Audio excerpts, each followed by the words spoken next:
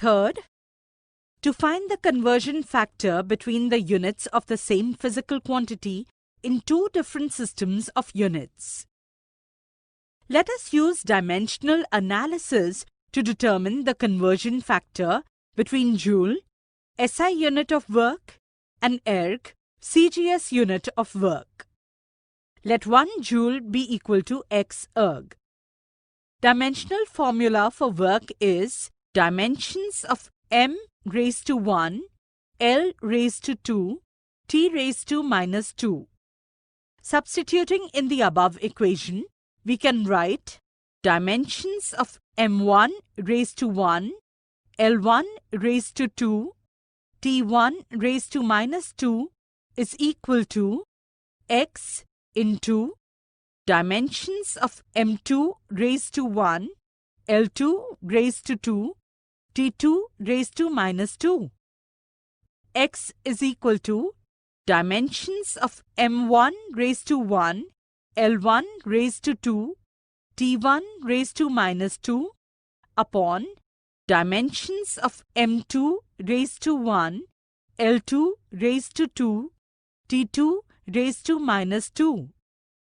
Or X is equal to m1 upon m2 raised to 1 into L1 upon L2 raised to 2 into T1 upon T2 raised to minus 2, where suffix 1 indicates SI units and 2 indicates CGS units.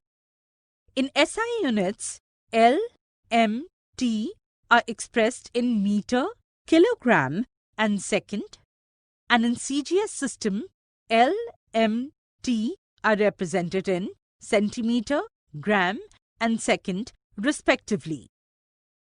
Therefore, X is equal to kilogram upon gram raised to 1 into meter upon centimeter raised to 2 into second upon second raised to minus 2. Or X is equal to 10 raised to 3 gram upon gram raised to 1 into 100 centimeter upon centimeter raised to 2 into 1 raised to minus 2. Therefore, X is equal to 10 raised to 3 into 10 raised to 4, which equals 10 raised to 7. Therefore, 1 joule is equal to 10 raised to 7 erg.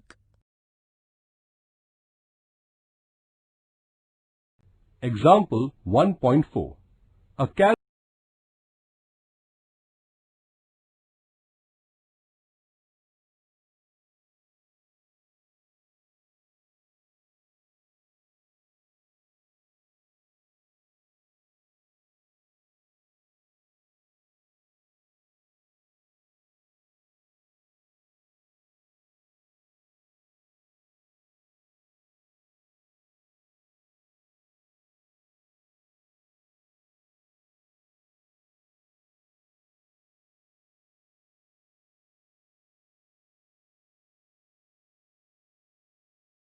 Example 1.4. A calorie is a unit of heat and it equals 4.2 joules, where 1 joule is equal to kilogram meter square per second square. A distant civilization employs a system of units in which the units of mass, length and time are. Example 1.4. A calorie is a unit of heat and it equals 4.2 joules, where 1 joule is equal to kilogram meter square per second square. A distant civilization employs a system of units in which the units of mass, length and time are alpha kilogram, beta meter and gamma seconds. Also, J dash is the unit of energy. What will be the magnitude of calorie in their units? Solution. Let us write the new units as A, B and C for mass, length and time respectively. We are given 1A is equal to alpha kilograms, 1B is equal to beta meter, 1C is equal to gamma seconds. 1 calorie is equal to 4.2 joules, which is equal to 4.2 kilogram meter square per second square, which is equal to 4.2 multiplied by A upon alpha multiplied by B upon beta the whole square multiplied by C upon gamma raised to minus 2, which is equal to 4.2 gamma square upon alpha beta square multiplied by A B square multiplied by C raised to minus 2, which is equal to 4.2 gamma square upon alpha beta square multiplied by J dash. Thus, in the new units, 1 calorie is equal to 4.2 gamma square upon alpha beta square multiplied by J dash.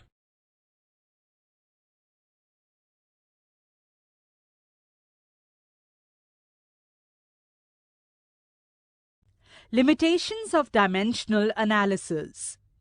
1. The value of dimensionless constant can be obtained with the help of experiments only. 2. Dimensional analysis cannot be used to derive relations involving trigonometric, exponential, and logarithmic functions, as these quantities are dimensionless. 3. This method is not useful if constant of proportionality is not a dimensionless quantity. Illustration. Gravitational force between 2 point masses is directly proportional to product of the two masses and inversely proportional to square of the distance between the two. Therefore, F is directly proportional to m1 m2 upon r square. Let F is equal to G into m1 m2 upon r square. The constant of proportionality G is not dimensionless. Thus, earlier method will not work. 4. If the correct equation contains some more terms of the same dimension, it is not possible to know about their presence using dimensional equation. For example, with standard symbols, the equation S is equal to 1 upon 2 AT square is dimensionally correct. However, the complete equation is S is equal to UT plus 1 upon 2 AT square.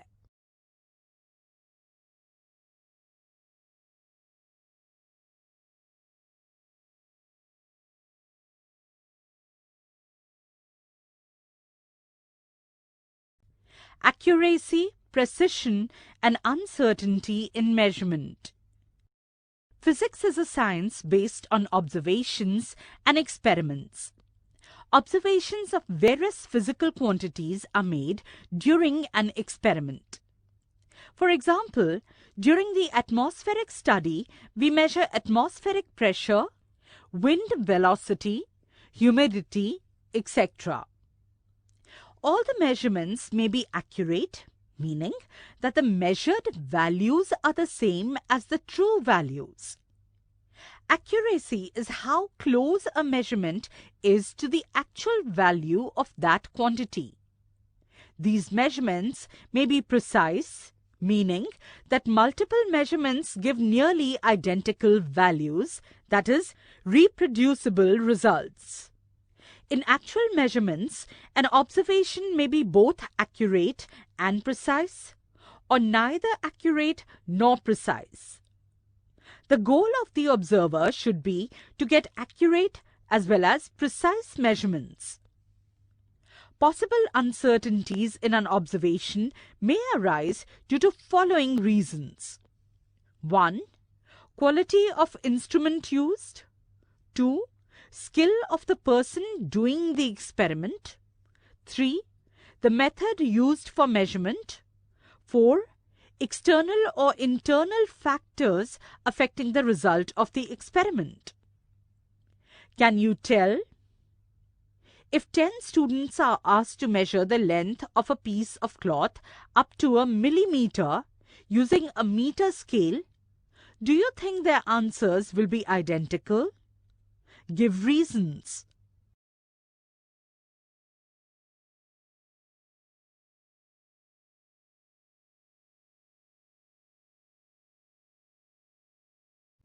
Errors in measurements. Faulty measurements of physical quantity can lead to errors. The errors are broadly divided into the following two categories. A. Systematic errors. Systematic errors are errors that are not determined by chance but are introduced by an inaccuracy involving either the observation or measurement process inherent to the system. Sources of systematic error may be due to imperfect calibration of the instrument and sometimes imperfect method of observation. Each of these errors tends to be in one direction, either positive or negative. The sources of systematic errors are as follows. First, instrumental error. This type of error arises due to defective calibration of an instrument. For example, an incorrect zeroing of an instrument will lead to such kind of error. Zero of a thermometer not graduated at proper place. The pointer of weighting balance in the laboratory already indicating some value instead of showing zero when no load is kept on it. An ammeter showing a current of 0.5 ampere even when not connected in circuit, etc. Second, error due to imperfection in experimental technique. This is an error due to defective setting of an instrument. For example, the measured volume of a liquid in a graduated tube will be inaccurate if the tube is not held vertical. Third, personal error. Such errors are introduced due to fault of the observer, bias of the observer, carelessness in taking observations, etc. could result in such errors. For example, while measuring the length of an object with a ruler, it is necessary to look at the ruler from directly above. If the observer looks at it from an angle, the measured length will be wrong due to parallax. Systematic errors can be minimized by using correct instrument, following proper experimental procedure, and removing personal error.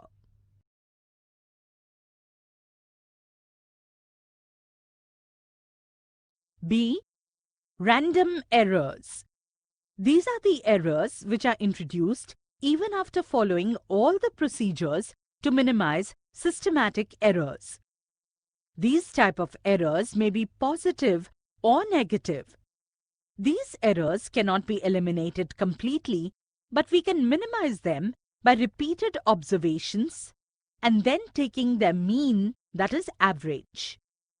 Random errors occur due to variation in conditions in which experiment is performed. For example, the temperature may change during the course of an experiment, pressure of any gas used in the experiment may change, or the voltage of the power supply may change randomly, etc.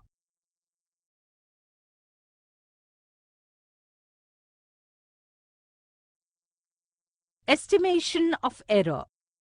Suppose the readings recorded repeatedly for a physical quantity during a measurement are A1, A2, A3, and so on till AN. Arithmetic mean A mean is given by A mean is equal to A1 plus A2 plus A3 plus so on till plus AN upon N. A mean is equal to 1 upon N into summation of AI, where I is from 1 to N. Let this be equation 3. This is the most probable value of the quantity. The magnitude of the difference between mean value and each individual value is called absolute error in the observations. Thus, for A1, the absolute error delta A1 is given by delta A1 is equal to mod of A mean minus A1. For A2, delta A2 is equal to mod of A mean minus A2. And so, for AN, it will be delta AN is equal to mod of A mean minus AN. The arithmetic mean of all the absolute errors is called mean absolute error in the measurement of the physical quantity. Delta A mean is equal to delta A1 plus delta A2 plus so on till plus delta AN upon n is equal to 1 upon n into summation of delta AI, where I is from 1 to n. Let this be equation 4. The measured value of the physical quantity A can then be represented by A is equal to A mean plus minus delta A mean, which tells us that the actual value of A could be between A mean minus delta A mean and A mean plus delta A mean. The ratio of mean absolute error to its arithmetic mean value is called relative error. Relative error is equal to delta A mean upon A mean. Let this be equation 5. When relative error is represented as percentage, it is called percentage error. Percentage error is equal to delta A mean upon A mean into 100. Let this be equation 6.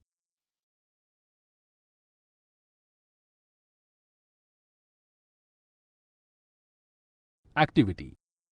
Perform an experiment using a vernier caliper of least count 0.01 cm to measure the external diameter of a hollow cylinder.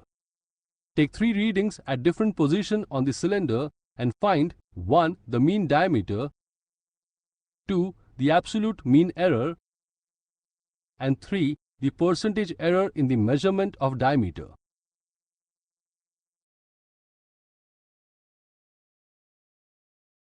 Example 1.5. The radius of a sphere measured repeatedly yields values 5.63 meters, 5.54 meters, 5.44 meters, 5.40 meters, and 5.35 meters. Determine the most probable value of radius and the mean absolute, relative, and percentage errors. Solution. Most probable value of radius is its arithmetic mean, which is equal to 5.63 plus 5.54 plus 5.44 plus 5.40 plus 5.35 the whole upon 5 meters, which is equal to 5.472 meters. Mean absolute error is equal to 1 upon 5 multiplied by mod of 5.63 minus 5.472 plus mod of 5.54 minus 5.472 plus mod of 5.44 minus 5.472 plus mod of 5.40 minus 5.472 plus mod of 5.35 minus 5.472 the whole meters, which is equal to 0.452 upon 5, which is equal to 0.0904 meters. Relative error is equal to 0.0904 upon 5.472 is equal to 0.017. Percentage error is equal to 1.7%.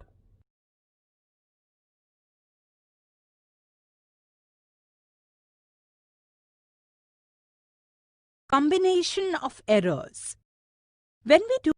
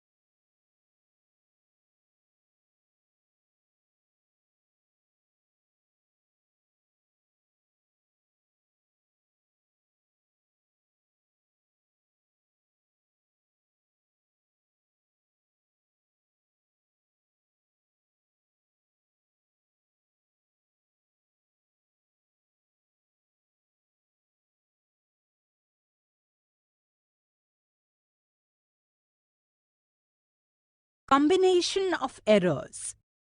When we do an experiment and measure various physical quantities associated with the experiment, we must know how the errors from individual measurement combine to give errors in the final result. For example, in the measurement of the resistance of a conductor using Ohm's law, there will be an error in the measurement of potential difference and that of current. It is important to study how these errors combine to give the error in the measurement of resistance. A. Errors in sum and in difference. Suppose two physical quantities, A and B, have measured values A plus minus delta A and B plus minus delta B respectively, where delta A and delta B are their mean absolute errors. We wish to find the absolute error delta Z in their sum. Z is equal to A plus B.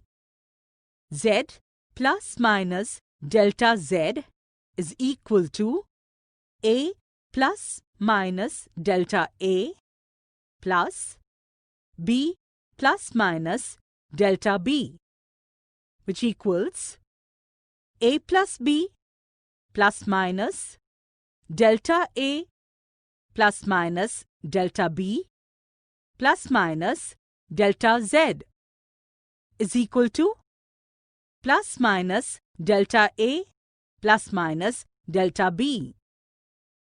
For difference, that is, if Z is equal to A minus B, Z plus minus delta Z is equal to A plus minus delta A minus B plus minus delta B, which equals A minus B plus minus delta A plus minus delta B plus minus delta Z is equal to plus minus delta A plus minus delta B. There are four possible values for delta Z, namely plus delta A minus delta B, plus delta A plus delta B, minus delta A minus delta B, and minus delta A plus delta B.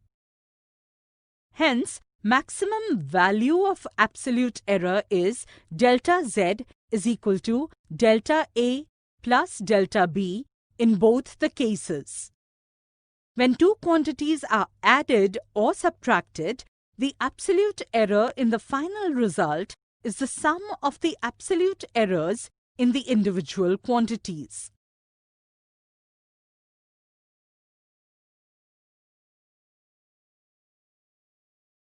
B. Errors in product and in division. Suppose Z is equal to AB and measured values of A and B are A plus minus delta A and B plus minus delta B, then Z plus minus delta Z is equal to A plus minus delta A into B plus minus delta B, which equals AB plus minus A delta B plus minus B delta A plus minus delta A delta B.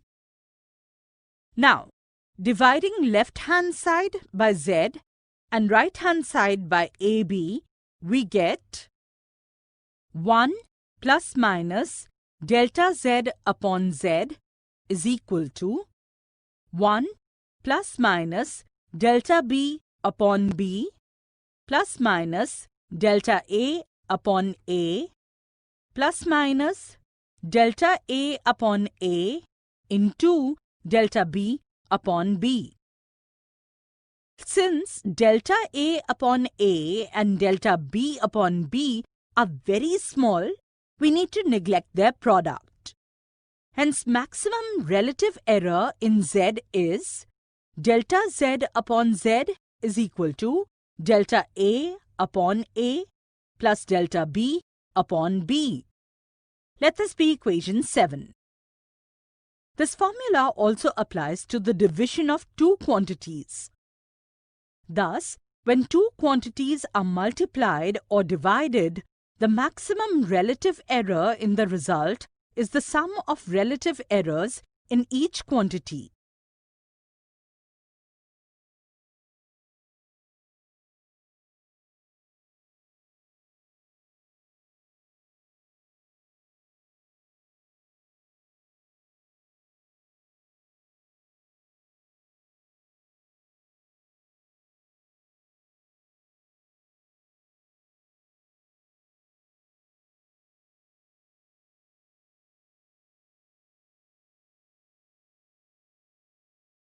C. Errors due to power, index of measured quantity. Suppose Z is equal to A raised to 3 is equal to A into A into A. Delta Z upon Z is equal to delta A upon A plus delta A upon A plus delta A upon A. From the multiplication rule above, hence, the relative error in Z is equal to A raised to 3 is 3 times the relative error in A. So, if Z is equal to A raised to N, delta Z upon Z is equal to N into delta A upon A. Let this be equation 8.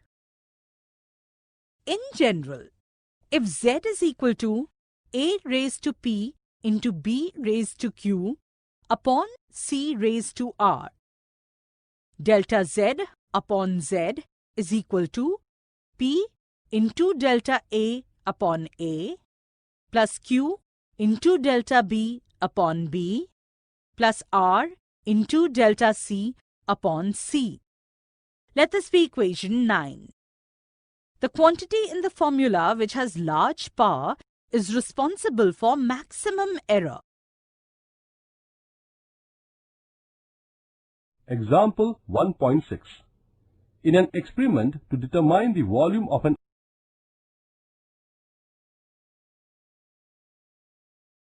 Significant figures. In the previous sections, we have studied various types of errors, their origins, and the ways to minimize them. Our accuracy is limited to the least count of the instrument used during the measurement. Least count is the smallest measurement that can be made using the given instrument. For example, with the usual meter scale, one can measure 0.1 centimeter as the least value. Hence, its least count is 0.1 centimeter. Suppose we measure the length of a metal rod using a meter scale of least count 0.1 centimeter. The measurement is done 3 times and the readings are 15.4, 15.4 and 15.5 centimeter. The most probable length, which is the arithmetic mean as per our earlier discussion, is 15.43. Out of this, we are certain about the digits 1 and 5, but are not certain about the last 2 digits because of the least count limitation. The number of digits in a measurement about which we are certain, plus 1 additional digit, the first one about which we are not certain, is known as significant figures or significant digits. Thus, in above example, we have 3 significant digits, 1, 5 and 4. The larger the number of significant figures obtained in a measurement, the greater is the accuracy of the measurement. If one uses the instrument of smaller least count, the number of significant digits increases.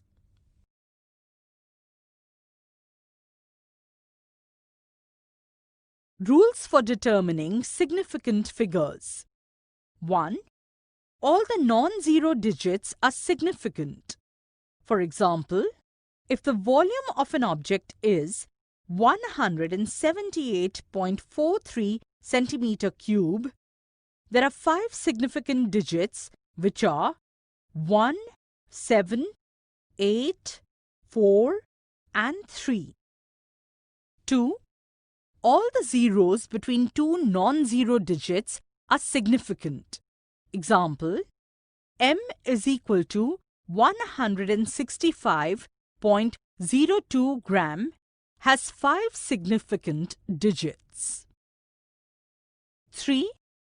If the number is less than 1, the zero or zeros on the right of the decimal point and to the left of the first non-zero digit are not significant. Example, in 0.001405, the underlined zeros are not significant. Thus, the above number has 4 significant digits. 4. The zeros on the right-hand side of the last non-zero number are significant, but for this, the number must be written with a decimal point. Example, 1.500 or 0.01500 have both 4 significant figures each. On the contrary, if a measurement yields length L given as L is equal to 125 meter is equal to 12,500 centimeter is equal to 1,25,000 millimeter, it has only 3 significant digits. To avoid the ambiguities in determining the number of significant figures, it is necessary to report every measurement in scientific notation, that is, in powers of 10. That is, by using the concept of order of magnitude. The magnitude of any physical quantity can be expressed as A into 10 raised to n, where A is a number such that 0.5 is less than or equal to A, which is less than 5, and n is an integer called the order of magnitude. First, radius of Earth is equal to 6,400 kilometer, which is equal to 0.64 into 10 raised to 7 meter. The order of magnitude is 7 and the number of significant figures are 2. Second, magnitude of the charge on electron E is equal to 1.6 into 10 raised to minus 19 coulomb. Here, the order of magnitude is minus 19 and the number of significant digits are 2.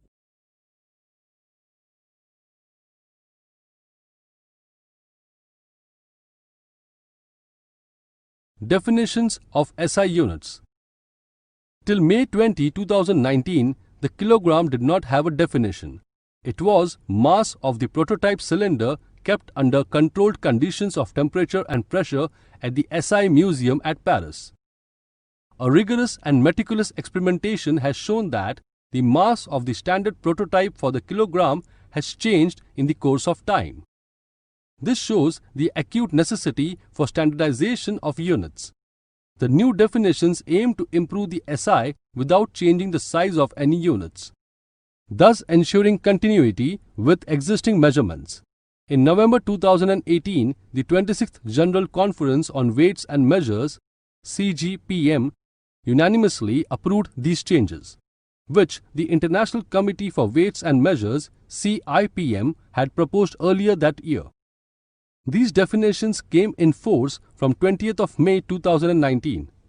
1. As per new SI units, Each of the 7 fundamental units, meter, kilogram, etc., uses one of the following 7 constants, which are proposed to be having exact values as given below.